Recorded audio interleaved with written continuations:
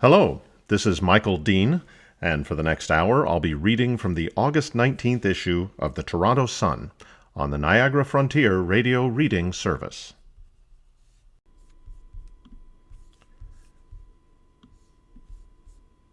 The cover story, Crosscheck.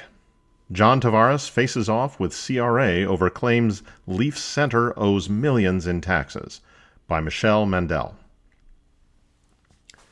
This is not quite his element. Toronto hockey center John Tavares usually meets the media in his Maple Leafs blue and white, but on this summer day, he's in the hallway of the federal tax court, dressed in a smart gray windowpane suit as he fights the CRA's attempt to get its hands on millions of the 2018 signing bonus he got to join his hometown team. "I would like to be at my cottage today," Tavares admitted with a smile as he spoke to reporters after completing his testimony. "Preparing for the season and, spending time with my family, but it is what it is. You deal with whatever comes your way. That's part of life, right?" The hockey cliches are boundless, so here goes. The former captain is facing off against the Canadian Revenue Agency in a scrap over how much tax he should pay on the $15.25 million U.S. signing bonus he negotiated as part of his 7-year, $77 million U.S. contract to leave the New York Islanders and join the Leafs 8 years ago. Tavares argues the bonus was an inducement and taxable in Canada at a reduced 15% under the provision in the Canada-U.S. tax treaty that sets lower rates for inducements to attract artists, musicians, actors, and athletes. A U.S. resident at the time, he paid American taxes on the bonus as well. But the CRA contends it was really employment income and should be fully taxable at Canada's top marginal rate, meaning Tavares owes over $6.8 million plus $1.2 million in interest.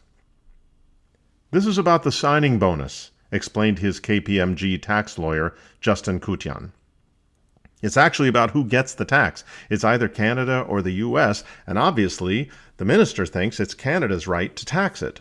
So we're here to help guide the court in the right direction associated with that." End quote. The implications go beyond Tavares and former Leaf Patrick Marleau, who was also reassessed. How many high-profile free agents will take their talents north of the border if they face this kind of tax burden?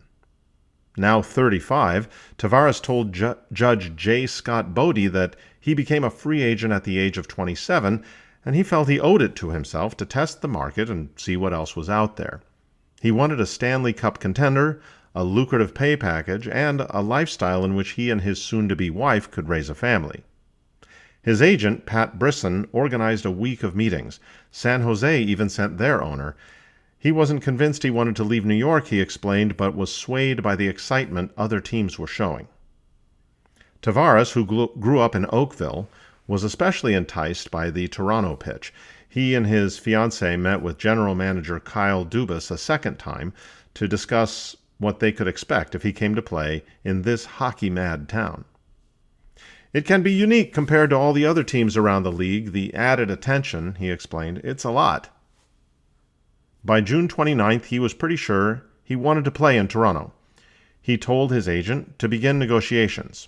His line in the sand was $11 million a year for 7 years.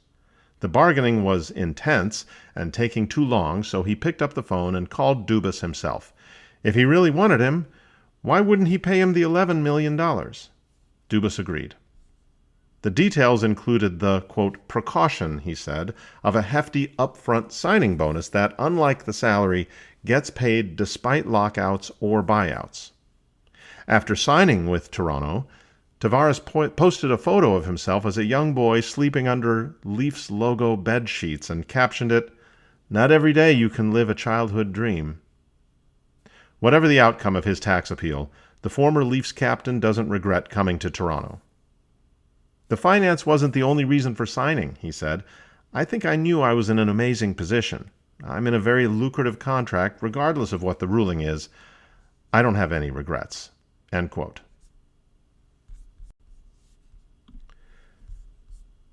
The next story is from the baseball world. Marte Anosho. D-backs place him on restricted list. by Danette Wilford. Arizona Diamondbacks star Ketel Marte is back on the restricted list after he failed to show up for the team's game against the Boston Red Sox Monday night. The D-backs were forced to scramble to replace the all-star second baseman, whose absence and drama surrounding said absence may have been the reason, in part at least, that Arizona was hammered 11-1 at Fenway Park. "It's been a crazy day," ESPN reported manager Torey Lovullo telling reporters after the game. "All I know is that he's dealing with a personal issue. We're just trying to figure that out. He didn't show up today, and he was put on the restricted list. That's as much as I know right now. I'm sure in time we'll start to uncover some information." Lovullo said he spoke to Marte that morning and afternoon to try to figure out what was happening, but, quote, "there was very little coming back," end quote. Marte did travel with the team to Boston, and while Lovullo believed the player might still be in the city, he wasn't certain. For now, Marte is being considered day-to-day, Francis Romero of BaseballFR.com reported. Marte went on the restricted list last season when his Arizona home was burglarized during an All-Star break. He missed 3 games after flying back to his home in the Dominican Republic and apologized for going AWOL upon his return, ESPN reported at the time.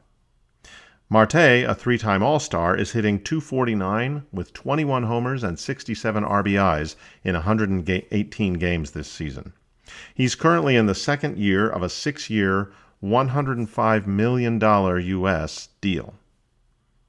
The Diamondbacks didn't post their lineup until 15 minutes before the first pitch, when they announced recalled infielder Jose Fernandez would be added to the roster. Fernandez was already in Boston in case third baseman Nolan Arenado wasn't able to play after he left Sunday's game against Atlanta over, quote, trunk discomfort. Indeed, Arenado also didn't play Monday, putting Fernandez at third while Ildemaro Vargas stepped in to play second base.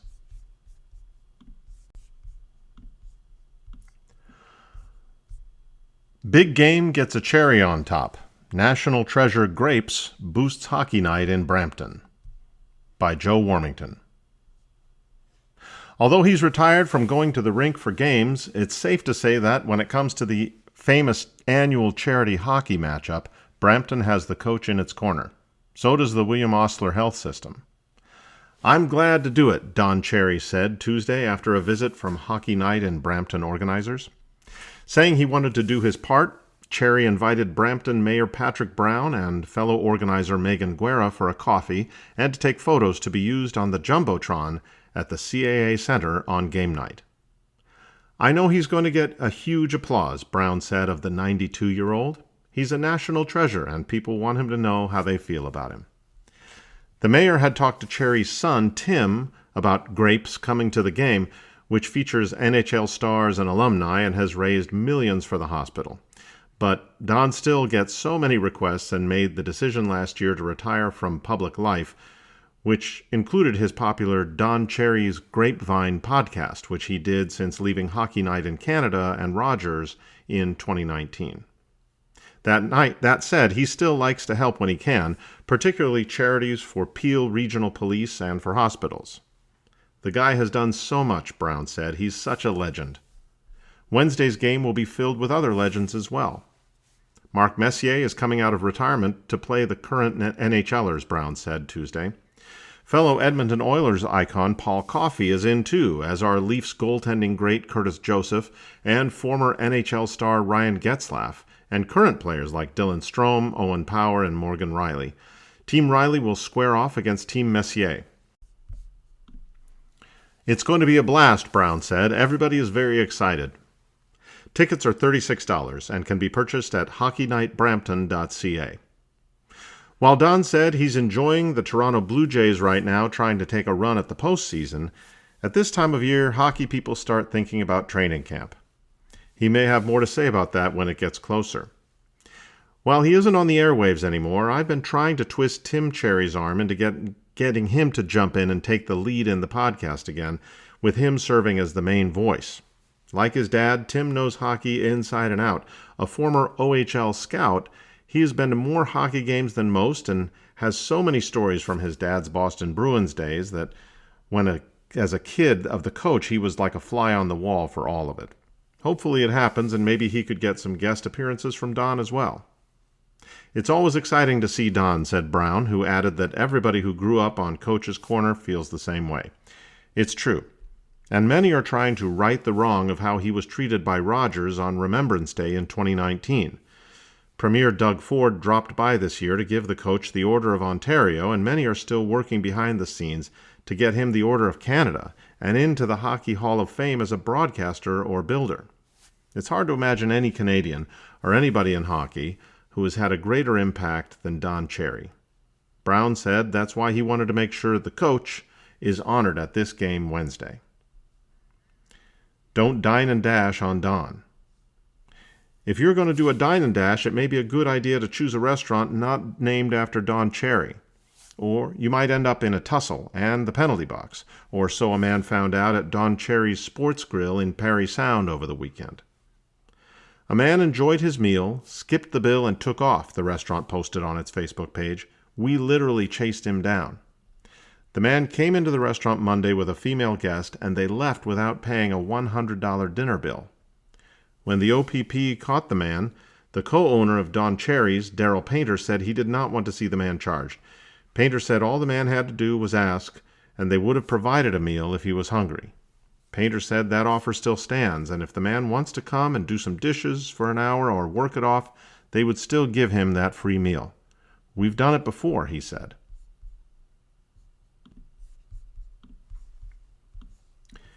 "50% shades of gray.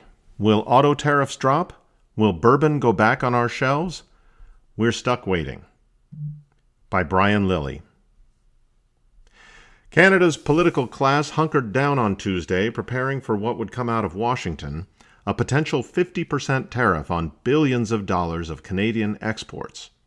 Throughout the day, CBC and CTV's news channels carried nonstop coverage of the tariff issue, examining it from every angle. On CNN and Fox, not a mention. As we obsess over the tariff issue, the Americans are barely noticing. Sure, the business media in the United States is paying attention. Josh Wingrove, who covers the White House for Bloomberg, noted on Tuesday afternoon that the White House was playing down any possibility of a deal. Still, a proposal was put on Trump's desk late in the day. The Americans have been demanding that any lessening of the tariffs be met with an immediate end to provincial booze bans. Note that the demand is to put the booze back on the shelves in exchange for lower tariffs, not the lifting of tariffs. That will be very difficult for Premier Doug Ford in Ontario, Premier Christine Fourchette in Quebec, and Premier David Eby in British Columbia. All three have vowed to keep their respective booze bans in place while their industries are targeted by tariffs. It seems unlikely, though, that the Americans will fully lift tariffs on steel, aluminum, autos, and lumber. The Americans don't even want to discuss lumber at the moment. The Commerce Department in Washington is in the middle of a review of Canadian lumber practices, and that won't be complete until at least the fall. The Americans are highly unlikely to drop their tariffs on steel and aluminum. Last week, Trump's top trade negotiator, Jameson Greer, was praising tariffs, calling them a success story for America's steel industry. Quote, "Last year, we actually shipped more steel than Japan for the first time in decades, so this is working. We have new steel factories coming up. We have steel jobs expanding," Greer said. The real sticking point, though, is autos and booze. Premier Ford said last week, quote, "If we get a fair deal that will protect our steel sector, our auto sector, our forestry sector, agriculture sector, manufacturing sector, then we'd be more than happy to bring booze back on the shelf." End quote. As talks continued Tuesday, Reuters was reporting that the Americans had offered to reduce the auto tariffs from 25% to 15%. Will Doug Ford consider a drop to a 15% tariff on autos to be a fair deal? Most likely not. While the Americans are upset about the booze ban in 8 provinces, Alberta and Saskatchewan ended their bans in 2025, Ontario is the main concern. The province's liquor authority, the LCBO, is the largest purchaser of beverage alcohol in the world. Producers of California wines and Kentucky bourbon have lobbied hard to find a resolution that would see their products returned to the Canadian market. Unless Prime Minister Mark Carney pressures Ford to accept terms that are less than stellar, a 15% tariff won't cut it. There are ways to adjust the tariffs, tighten rules of origin, and increase American content requirements in Canadian-made vehicles that could get the effective tariff rate down to single digits, but even accepting that would signal the beginning of the end for one of Ontario's largest industries. If a deal isn't reached, then at midnight, the U.S. would be imposing 50% tariffs on $28 billion of Canadian goods, everything from hockey sticks to cement, alcohol to honey. The list of products facing tariffs isn't random. The Americans spent months examining the Canadian economy and selected products that would cause political pain in this country. Carney was scheduled to talk to Trump before the midnight deadline. Getting a reprieve isn't impossible, but Carney is in a very difficult spot.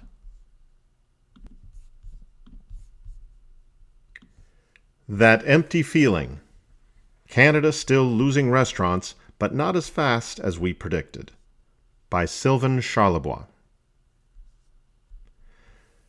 This year, the Agri-Food Analytics Lab forecast Canada could lose about 4,000 restaurants on a net basis in 2026.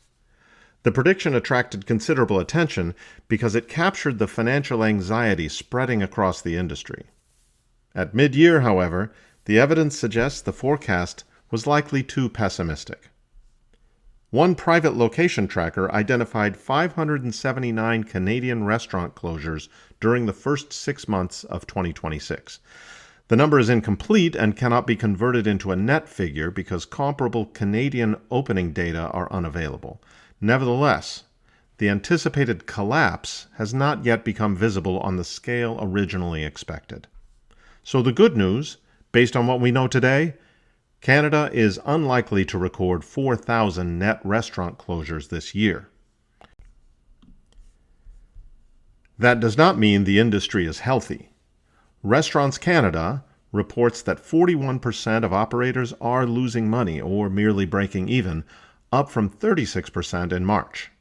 Almost two-thirds say their profitability is lower than last year.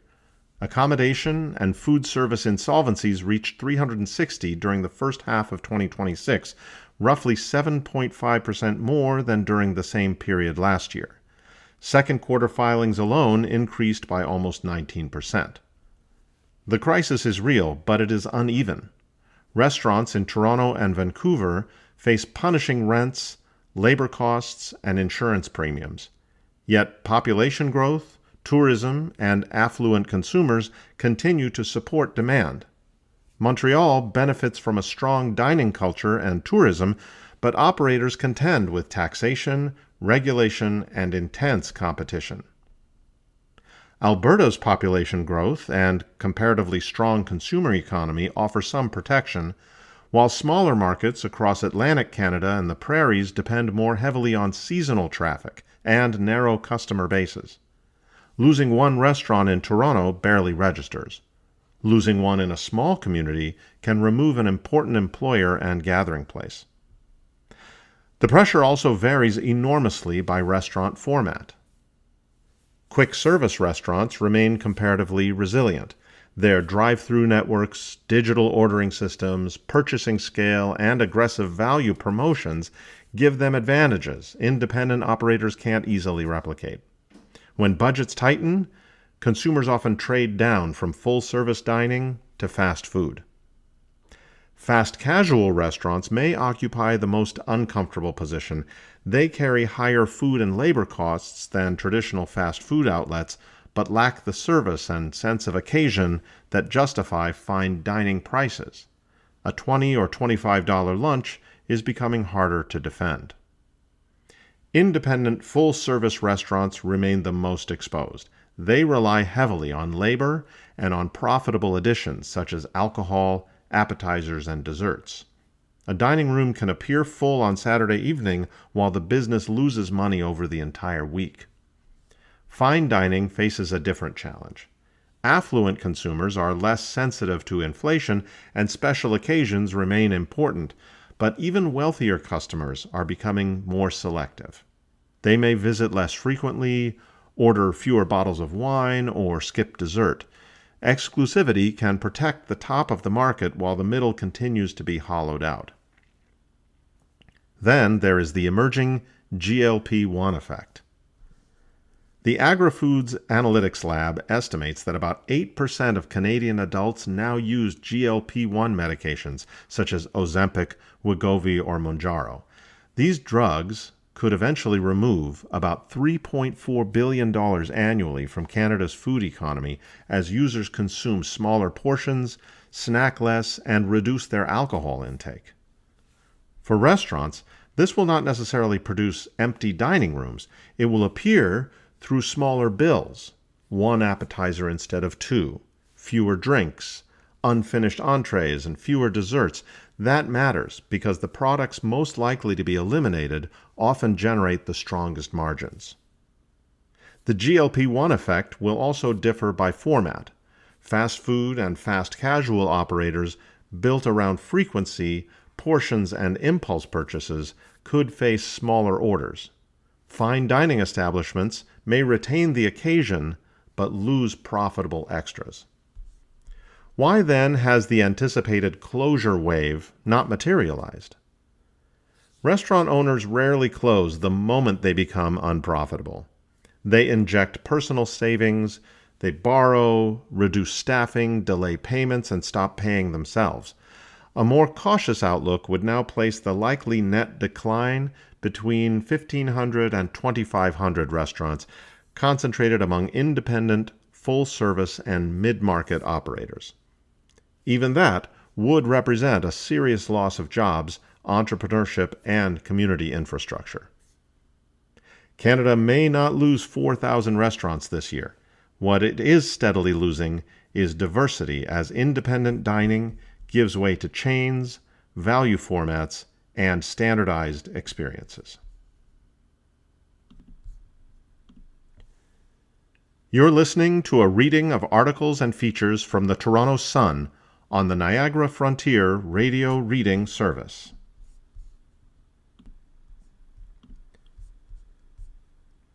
Denied. Canadian with alleged terrorism links denied Panama entry by Brad Hunter. A Canadian man with alleged ties to terrorist organizations has been barred from entering Panama and returned to Canada. According to Panama's National Migration Service, the detection occurred during verification procedures. Newsroom Panama reported Monday, quote, Panama denied entry to a Canadian citizen after immigration controls detected links to organizations considered a threat to international peace, security, and stability, as well as sympathy toward the extremist group Hamas, end quote. The suspected terrorist sympathizer, who wasn't named, was stopped at Panama City's Tocumen International Airport after inadmissibility protocols were activated.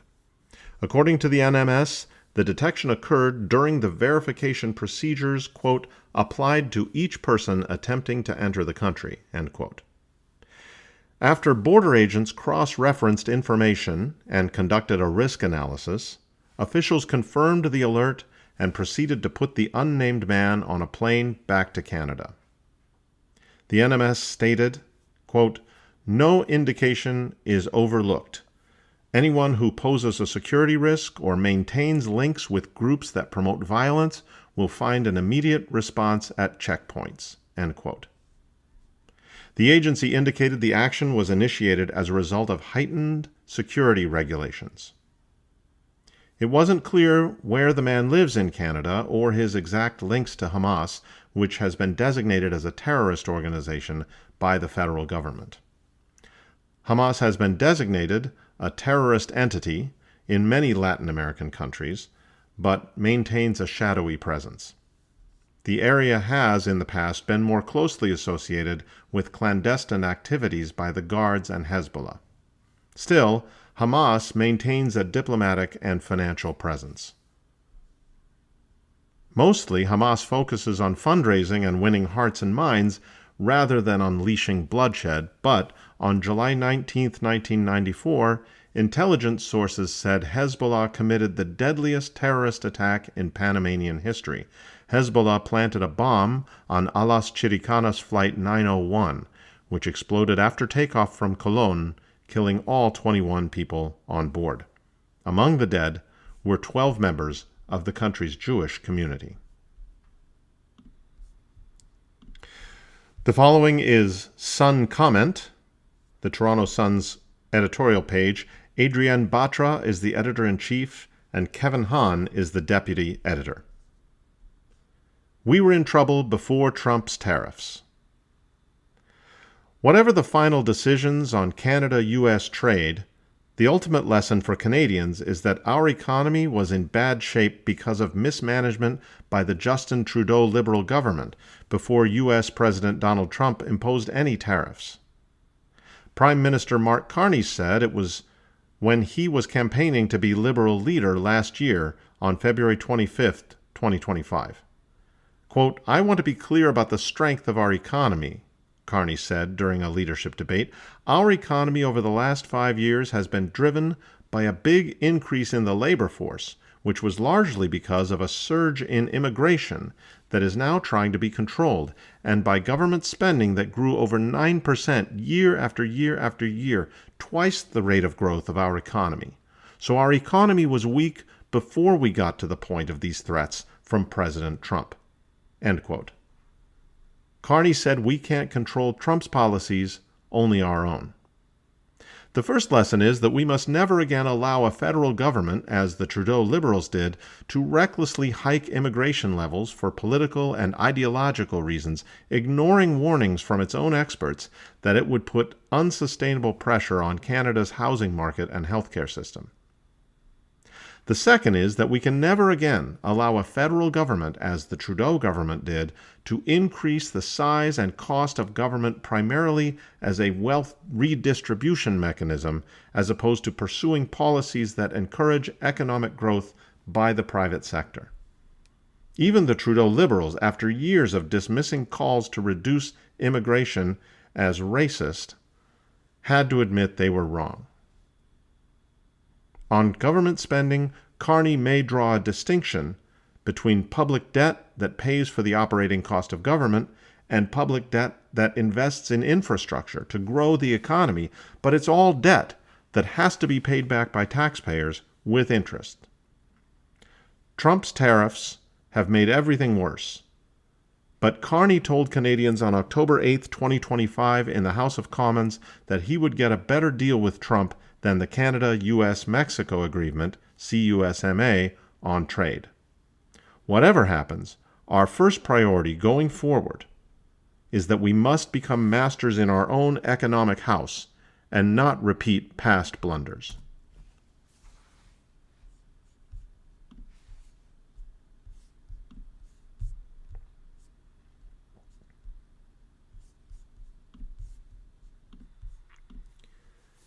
The next piece is an opinion piece. Taxes, an oversized part of Canuck families' affordability crisis, by Lorne Gunter. In 2010, just 15 years ago, the average Canadian family paid $28,878 in taxes to all three levels of government. According to the Fraser Institute, last year the average family paid $50,721. That's a 76% increase, more than 5% a year for a decade and a half. Did your wages increase that much annually? Most Canadians did not. They rose by 3.6%, which means that even if your income increased, your disposable income declined thanks to government. According to Fraser, quote, "Taxes have grown much more rapidly than any other single expenditure for the average Canadian family, and far faster than food, clothing, and shelter combined, the so-called necessities of life." End quote. Taxes now consume about 42% of a family's income. The basic necessities consume 36%. You may know you're losing ground to inflation, because the cost of necessities is rising so rapidly. But did you also know you're losing ground to the greed of politicians and bureaucrats to shovel ever more money into the maw of government? Since 1961, there has been a 2,928% increase in the average Canadian's tax bill, but a 946% increase in the Consumer Price Index. When you're next in the grocery store, cursing the prices of coffee, canned goods, and vegetables, and thinking the NDP might be right about setting up government grocery stores, keep in mind that there are two sides to the affordability crisis. Yes, prices are rising faster than you and your family can keep up, but also keep in mind that you have far fewer dollars to spend on essentials thanks to higher and higher taxes. It's ironic and infuriating that the federal government has set up the Canadian Groceries and Essentials benefit to put money in the pockets of Canadian families so they can better afford higher prices, after it has just taken the money out of those same pockets to underwrite the benefit. The cost of the federal bureaucracy alone, not including provincial and municipal payrolls, has increased 80% since the Liberals returned to power in 2015. You have to imagine that has had an impact on affordability. You have less money in your pocket and your bank account to buy what you need, quite apart from what the goods you desire cost, because you're now paying so much more for bureaucrats.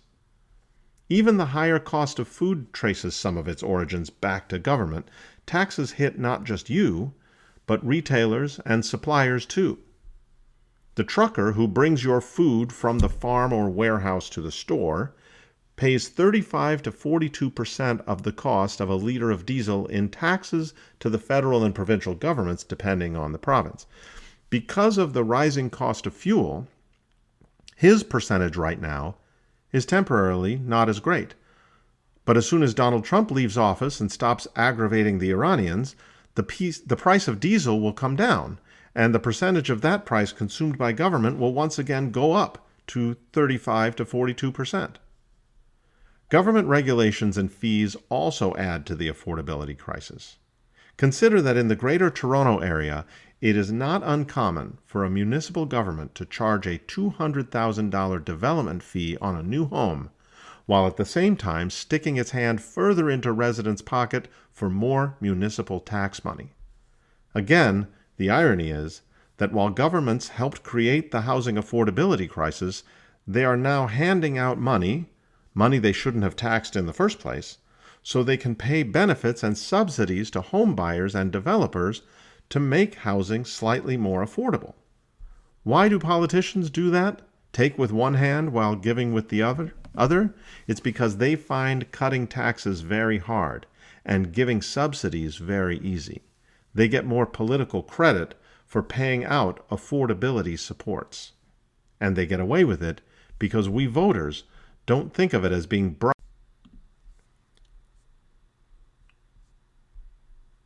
The next story is a reprint from the Washington Post. What a trip! Around midnight, Patricia Robinson, 90, sat in the back seat of a rental car, trading life stories with two men she'd met only a few hours earlier. They were on a 7-hour road trip. What kind of a crazy 90-year-old would be getting in the car with two strangers, Robinson said. It's not how she expected to arrive at her birthday celebration. That morning, she had been traveling alone from her home in Saskatoon to Kelowna, BC, a gift from her family who live there and flew her out to celebrate her milestone. About 50 minutes into the flight on August 8th, the pilot came on the intercom. Wildfires burning across Western Canada had closed the airspace, and the plane was turning back to Calgary. Quinn Sedmak, 48, was seated beside Robinson. He said he considers himself a, quote, solitary traveler who typically plugs in his headphones for an entire flight. But this time was different. We had a fun conversation right from the get-go, says Sedmak, who lives just north of Kelowna and was heading home after a work trip. I asked her to tell me any good stories she's had throughout her life. We just kind of clicked right off the bat.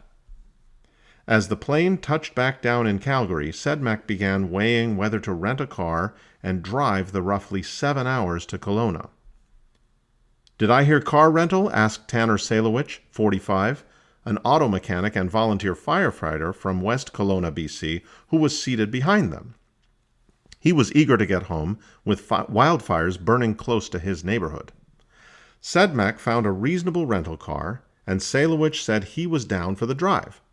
Then they invited Robinson to join. She was game. "I really didn't want to spend the night in Calgary or go back to Saskatoon," said Robinson, adding that she texted her family to let them know she'd be driving to Kelowna with 2 strangers she met on the flight. "It didn't even occur to me what they might think." Robinson said she didn't hesitate to get in the car with the 2 men. "I wasn't concerned about it at all," she said. "I just totally trusted them both. I had no qualms about it." After 9 decades of living, she continued, this experience was one of the highlights of her life. "When you sit back and look at it all," Robinson said, "it really is remarkable." End quote. Final spin. Music service Columbia House announces end to orders. By Gordon Anderson. This news will perhaps strike a sad chord with music consumers of a certain vintage. After 71 years in the entertainment business, Columbia House announced on its website that the company would stop receiving orders after September 15th.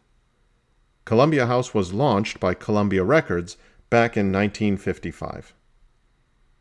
The service was designed to help music lovers in rural or suburban areas who didn't have convenient access to a local music store. Customers could order records by mail and have them delivered straight to the proverbial front door. Membership often came with promo discounts if the subscriber promised to purchase a minimum number of regular-priced records within the first year, not including the cost of shipping and handling. Getting out from under the weight of membership was no small task either. Still, the company was a major player on the music scene for decades. By the mid-1990s, Columbia had more than 16 million members, accounting for more than 15% of CD sales in the United States. In the end, the digital age began a slow and steady decline for the company with the rise of file-sharing services like Napster and LimeWire. After a series of ownership changes, Columbia House filed for bankruptcy in 2015. The company stopped offering its services to Canada back in 2010. After it stopped selling music to Americans in 2015, the company focused primarily on DVD and Blu-ray sales, but that section of the marketplace soon dried up with the advent of streaming services like Netflix, Amazon Prime, and Apple TV. Existing memberships and outstanding purchases will be honored as the business winds down. On the main page, the company is currently selling DVDs and books.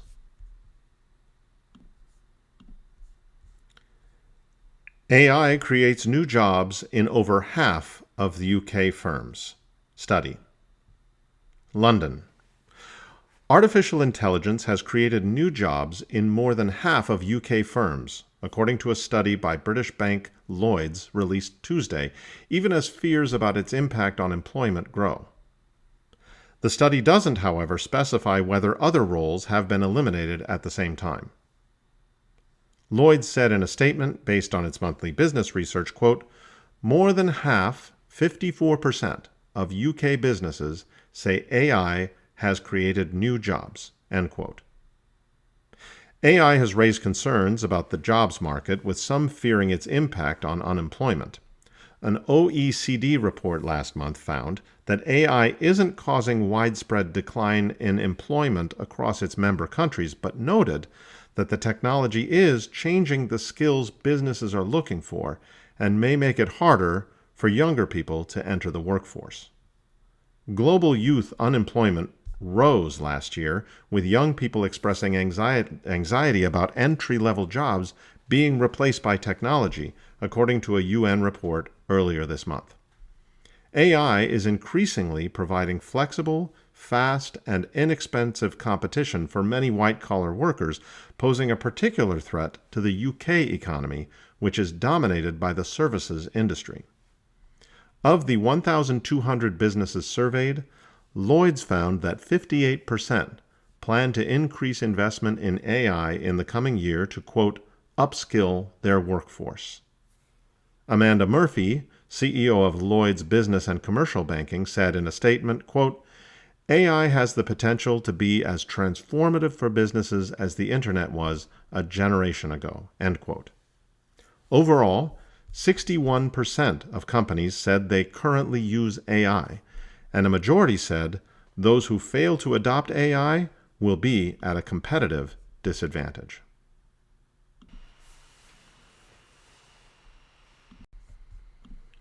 You're listening to a reading of articles and features from the Toronto Sun on the Niagara Frontier Radio Reading Service. Passage blocked. Strait of Hormuz won't reopen till U.S. meets demands, Iran. By Eddie Chow.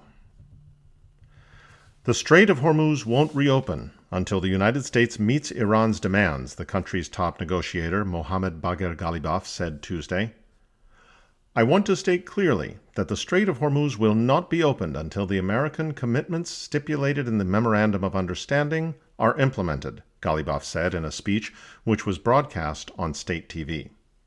Ghalibaf listed the commands, which include the removal of the U.S. naval blockade, lifting of oil sanctions, and the unfreezing of Iranian assets, all of which were listed in the Memorandum of Understanding the two countries signed in June as part of a ceasefire, which later collapsed, Agence France-Presse reported. Since February 28th, Iran and the U.S. have been at odds after a U.S.-Israeli attack on the Islamic Republic triggered a conflict across the Middle East. Iran has retained control of the strait, a vital conduit for global energy, since the war broke out. Vessels traveling through the waterway must seek permission and pay transit fees. For weeks, Iran and Oman have held talks to discuss the future of navigating through the waterway. Iran stated the geographical coordinates of the route envisaged by both countries, quote, have been agreed on, end quote. On Monday, U.S. President Donald Trump threatened to bomb Oman if it, quote, gets in the way of a deal with Iran on the strait, while calling for Tehran to surrender. Ghalibaf said Iran was, quote, ready to inflict an even more crushing defeat on the enemy proportionate to its actions and advances, end quote. Qatari Foreign Minister spokesman Mahed Al-Ansari told the media Tuesday that the agreement between Iran and Oman over the Strait of Hormuz is crucial in making negotiations between Tehran and Washington to end the Mideast conflict easier.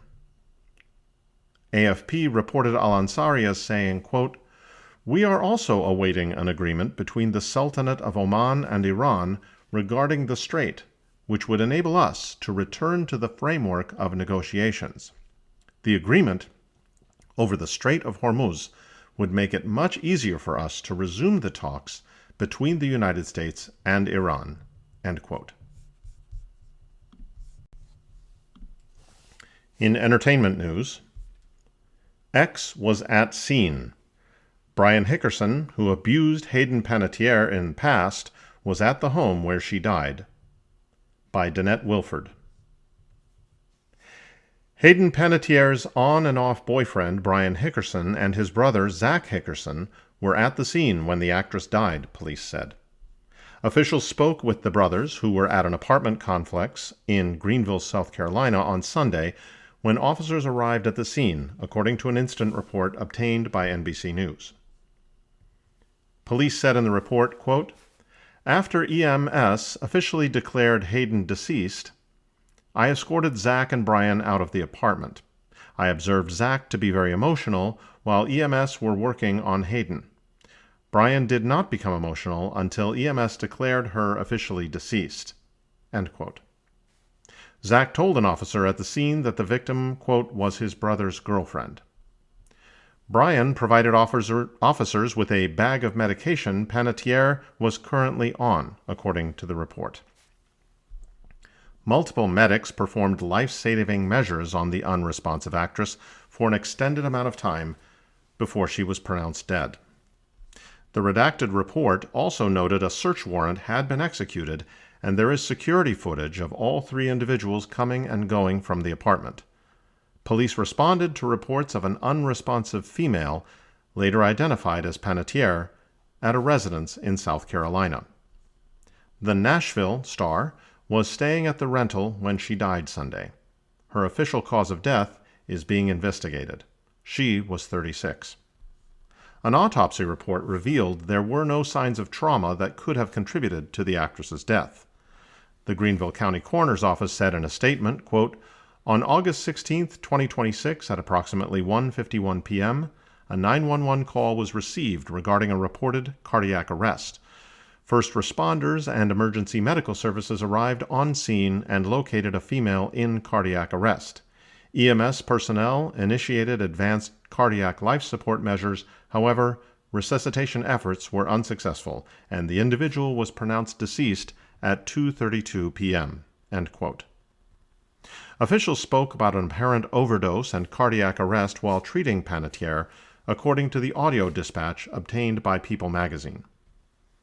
A rep for the Heroes star said of the 911 call details, quote, "I don't have any information at this time, but it's looking as though that is the case." End quote. Panettiere reportedly began dating Bryan in 2018, soon after she ended her engagement to Vladimir Klitschko, with whom she shares an 11-year-old daughter, Kaya. They were together on and off until 2021. The Scream actress had accused Hickerson of physical and emotional abuse throughout their relationship. Quote, "I've always seen myself as such a resilient and strong woman.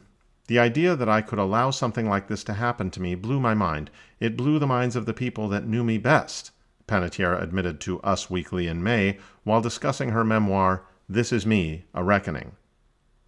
"So that whole experience, I kept as much of it to myself as possible because I didn't want to drag anybody that I loved into it. It was humiliating." End quote.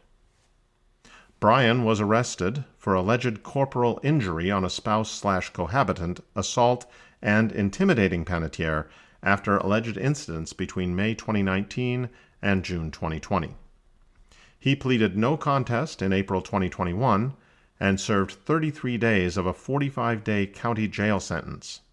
Following the release of the actress's book, Hickerson confirmed his abusive behavior in an interview with TMZ, saying, quote, I did it, end quote. He also said Panettiere was better off without him. Quote, "She'll always hold a special place in my heart.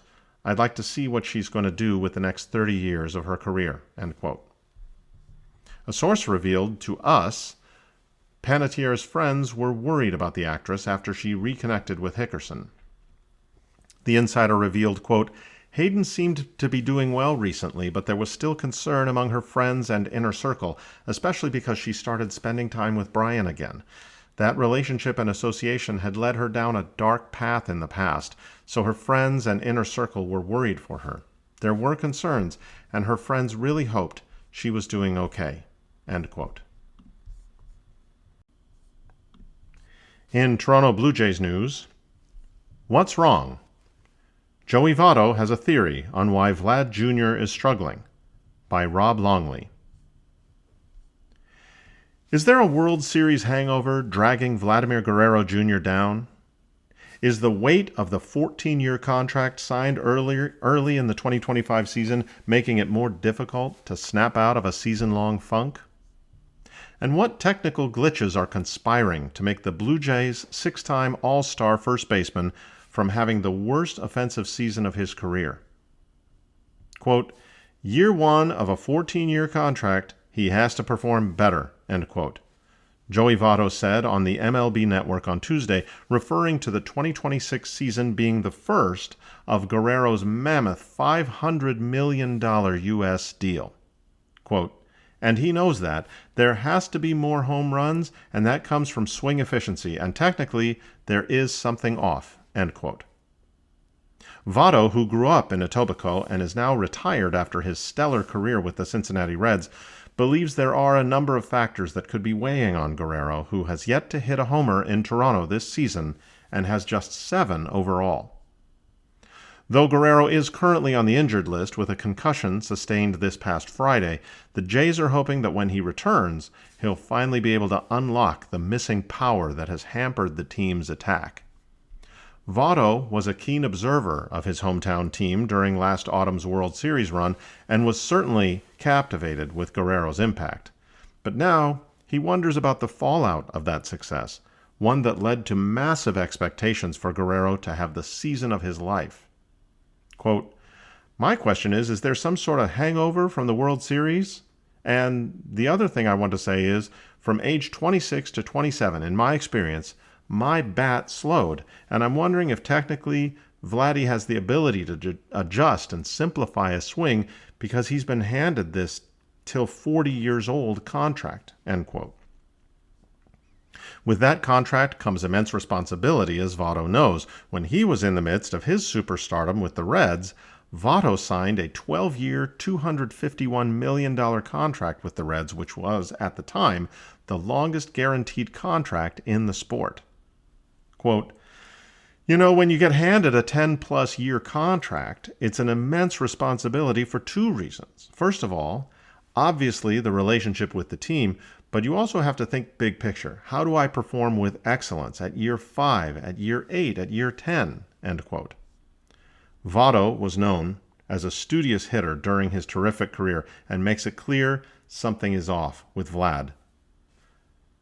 There's something going on technically, obviously, Votto said. If the ball's not going over the fence, clearly it's showing up. The Etobicoke native attempted to explain it in a post on X earlier this week. Quote, "Watching the Blue Jays game, Vladdy's just not back-legging or back-hipping balls. His forward move is delaying his barrel from snapping in place. He sees the ball, knows it's drivable, but his move causes the bat to lag. Keeps him from getting the barrel to the target. Agree?" End quote. While Blue Jays hitting coaches no doubt have their own theories, there's certainly a consensus that something is off with a player expected to drive the offense. Though there have been a smattering of boos at the Rogers Center on some of the more unsightly Guerrero at-bats, it's nothing like what Vlad would be hearing in more, shall we say, boisterous markets, like Philadelphia, for example. Votto said, quote, "The fans, they love him there. The Toronto fan base is a great fan base in that they're going to show up, but they don't have that feel that a Philadelphia or a Mets fan base has in terms of letting their superstars know immediately what we expect production right now. If he's in Philadelphia, his hands would be full right now," end quote. In other Blue Jays news, having a blast. Blue Jays erupt for 10 runs on 17 hits to crush Rays and keep pace in the wild card race, by Mike Gantner. Completely contrary to what they usually do at Tropicana Field, the Jays got the jump early on the host Rays with 4 early runs, eventually coming away with a 10-5 win. But first they had to overcome that inevitable uh-oh moment in the bottom of the third, which has far too often led to the Jays' undoing in this ballpark. Jose Soriano making his third start since coming over at the trade deadline from Anaheim in what had to be a bit of a surprise to fans who had all but accepted that the Jays would be sellers at the deadline, had been good to that point, but found himself in a tight spot. 3 singles around a Trevor Walls strikeout loaded the bases for Jonathan Aranda, one of the 3 thumpers the Rays' offense is built around. Aranda had 15 homers and 76 RBIs on his stat line coming into the game, so he was more than capable of getting his club back in this one with one swing of the bat. Instead, the Rays' first baseman bounced it to first, which Kazuma Okamoto fielded cleanly and combined with Andres Jimenez to turn into an inning-ending double play. Soriano stuck around for 2 outs into the 5th, earning his second win in a Jays uniform. It was a game that turned into a laugher, but could easily have had a very different outcome if the Jays had not turned that crucial double play. What the win means? At this stage in the season in the American League, every game counts. The Jays began the day one of 7 teams with 2 games of the third and final wild card spot. The Texas Rangers and Baltimore Orioles started the day in a tie for that final AL playoff spot, with Minnesota, Toronto, and Detroit all a half game back. Cleveland was a full game out, while Seattle was 2 out. There's obviously optimism where the Jays are concerned, especially given where they were just 2 weeks ago. Getting back in the playoff conversation is an accomplishment, no question, but finishing the job and getting that final playoff spot is going to take some luck and a lot of good baseball with so many teams in the mix. All the Jays can control is what they do on the field. Tuesday's 10-5 win was them taking matters into their own hands in the best way. The Pirates did the Jays a favor by taking care of the Tigers, while the Yankees' win over Baltimore was a big help as well. The best thing the Jays can do is just keep winning.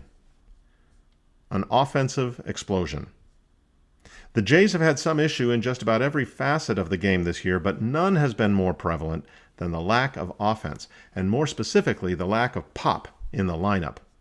Even as the Jays have put together some wins of late to get back into the playoff race, it hasn't been due to an outbreak by the bats, but that wasn't the case on Tuesday. The Jays unleashed a 17-hit attack in St. Petersburg on Tuesday, 3 hits off their season high of 20. Better still, it came with some real thump, courtesy of Alejandro Kirk and another recently acquired Blue Jay in the ultra-versatile Josh Smith. Kirk had a 2-run homer in the third off Rays starter and loser, Nick Martinez, to put the Jays up 4-0. It was just Kirk's 6th homer of the year. 2 innings later, Okamoto, who moved over to first with Smith playing third, broke out of an 18-game homerless skid with his 25th of the year. The home run broke a tie with Eric Hinske for the most homers by a Blue Jays rookie. Then, for good measure, Smith, not known for his power, stepped up to the plate in the 7th and drilled his 3rd dinger of the year to boost the Jays to double digits in the game. The Jays did all of that with Vladdy Guerrero Jr. on the bench as he comes back from a concussion. Guerrero hasn't been the usual source of power he has been in the past, but the Jays would like to get his bat back in the lineup just the same. The Jays' everyday first baseman is making progress, and reports are favoring a return to the field as early as Saturday if there are no setbacks. Quick hits. The Rays have stolen more bases than any team in the AL this year and have stolen 16 bases against the Jays already this year. That ended last night, and we can't help but think it was the presence of Soriano on the mound that stopped the Rays in their tracks. Tampa had plenty of base runners with a 13-hit attack, but did not attempt a single stolen base. Another great sign was George Springer getting back in the offensive swing of things with a 3-hit night as the Jays' designated hitter. Right with him was Clement, who enjoyed a 3-hit night of his own and scored 3 runs. Getting those two contributing can help sustain the kind of run production the club has been begging for all season long. You've been listening to a reading of articles and features from the August 19th issue of the Toronto Sun. Your reader has been Michael Dean. Thank you for listening.